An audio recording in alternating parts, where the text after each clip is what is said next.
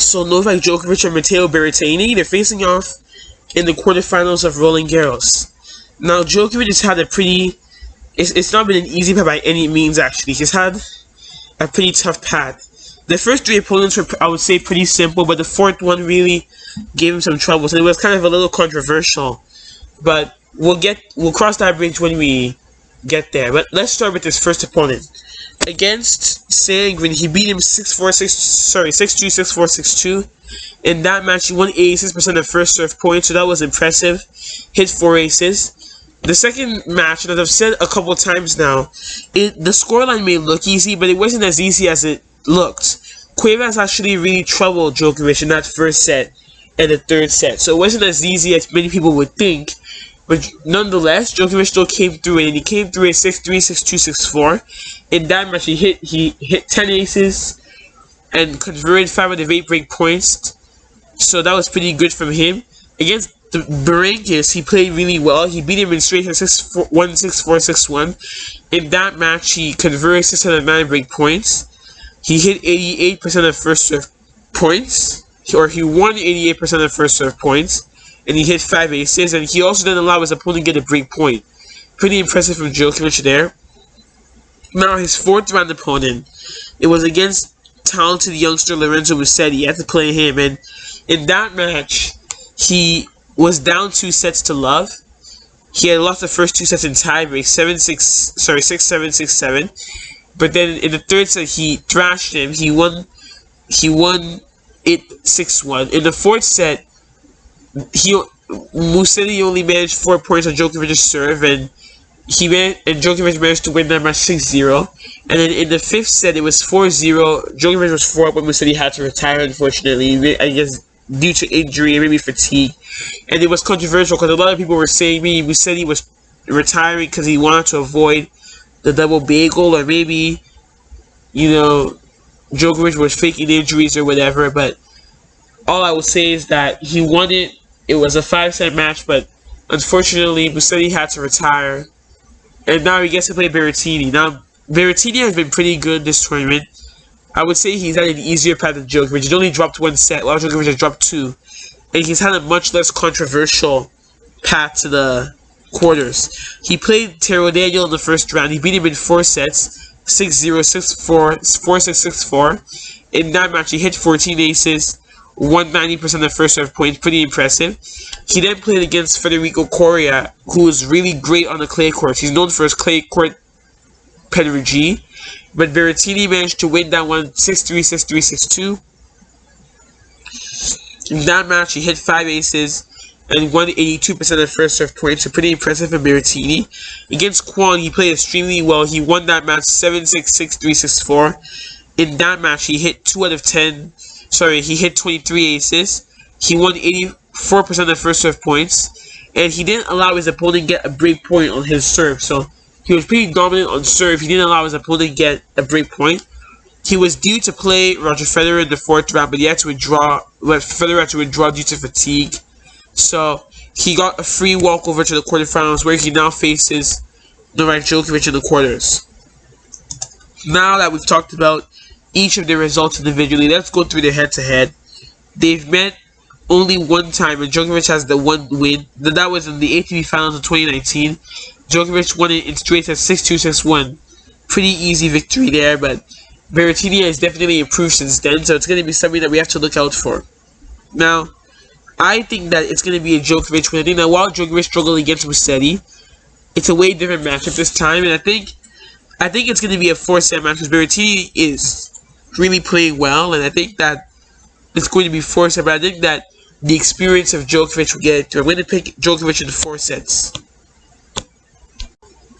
Now, Rafael Nadal and Diego Schwartzman, they're facing off in the quarterfinals of Roland Garros. They've met at Roland Garros a lot of times, and now they're going to be doing it again. They met here last year, so it's a rematch of the match they had last year in the semis.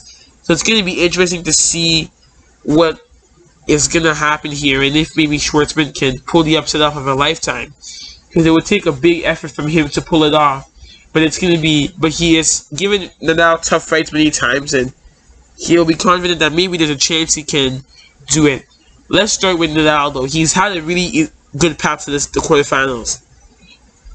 He first played against Popford and he beat him in straight sets 6-3, 6-2, 7-6. In that match, he won 81% of the first serve point. He hit 7 aces. That match was tough because Popford, as I've said a lot, he had set points in the third set. One of them he mishit, easy smash. The other one was a double fault, but he had 2 set points, he lost them, and now Nadal managed to claw his way back into the match by winning the third set 7-6. His second opponent was against Gasquet, was against home favorite Gasquet. He beat him 6-0, 7-5, 6-2, and once again, one of the sets were tight. It was a tight second set. Gasquet pushed him in the second set, but Nadal managed to prevail in 3 straight sets. In that match, he hit 84% of the first serve points, or he won 81% of the first serve. He won 84% of the first serve points. In the third round match against Norrie, he beat him 6-3, 6-3, 6-3, and he played well in that match. And that was the only. Sorry, no, it wasn't. But that was the only one of the tournament matches where Nadal didn't serve his opponent a bagel or a breadstick. The other one was against Popford. But in that match, he played pretty well. Norrie can always be a tough opponent to hit through, but he managed to play well and he got through that match, which was impressive. And against Sinner, he beat him in straight sets 7-5, 6-3, 6-0. In that match, he hit 81% of the first serve points, and that was impressive because Sinner definitely was serving for the first set. Once again, the first one of the sets were tight. In 3 of his matches, it's had at least one tight set. In 3 of the 4 of his matches, it's had at least one tight set. And that was against Sinner as well. The first set was tight. Sinner was serving for it, but he lost it. And the experience of Nadal played a role, and he managed to get through in the straight sets. Now he gets to play Schwartzman, who has been really good this tournament. So Schwartzman has had a good run. He wasn't originally in good form because he had lost early in Lyon. He had lost early in Rome. He lost early in Madrid and in Monte Carlo. So he wasn't having the best season. He was struggling for form and struggling to reproduce the results he got in 2020. But so far, he's really been in good form in this tournament. He first played against Lou. He beat him in straight sets 6-2, 6-2, 6-3. In that match, he converted 8 out of 12 big points, so he was good on chances. Against Bidene, he beat him in straight sets 6-4, 6-2, 6-4. And Bidene was always a tough opponent to play, and it could have been an upset for him, but Schwartzman managed to pull through in straight sets. Against Kohlschreiber, who had a massive win over Aslan Karatsev in the previous round, he managed to beat him in straight sets 6-4, 6-2, 6-1. Then he now played Struff, and that was his toughest test of the tournament. Struff, at first, a straight sets victory was looking unlikely because he was down 1-5, 15-40, but he managed to save 7 set points, all saved, some in the tiebreak. I think Struff had 1 set point in the tiebreak. Schwartzman saved it, and Schwartzman saved all other 6 that he faced from 1-5 down. And he managed to win it in 3 tight sets, 7-6. It was 11-9 in the tiebreak, 7-6, 6-4, 7-5. He played well in that match. Now he's going to be hoping that he's not running on the gas against Rafa, because he's going to have to be at his best if he wants to beat Nadal.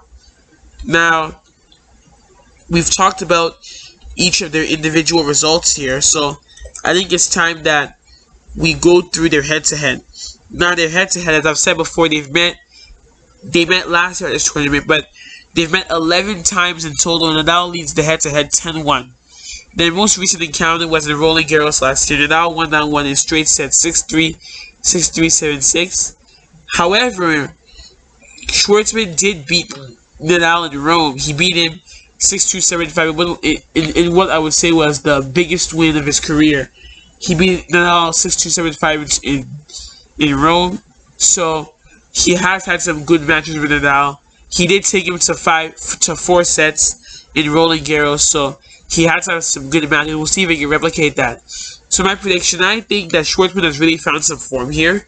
So I think that he's going to take a step. I think that Nadal is going to win this because he played really well, especially against Sinner. He held up a tough test and he played really well. So I'm going to pick Nadal to win. I think it's going to be 4 sets like their encounter in 2018, but I think it's going to be Nadal to win this in a 4-set match.